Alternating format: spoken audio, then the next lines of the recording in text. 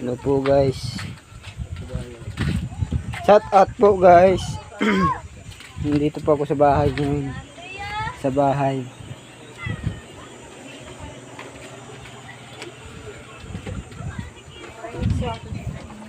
Ngayon po. Nagluluto ng ulam guys. Isda, talbos. Shout out po sa kaibigan dyan sa Samar. Northern Samar. Ayan po ang bahay ko. Ang liit. Yan, may taas po yan. Yan po, puro lang kortina. Puro kortina. Ayan po, puro kortina. Ayan o, naka-yerho yan pero naka-kortina. Nakasawali. Ayan po. Ayan po, ayun.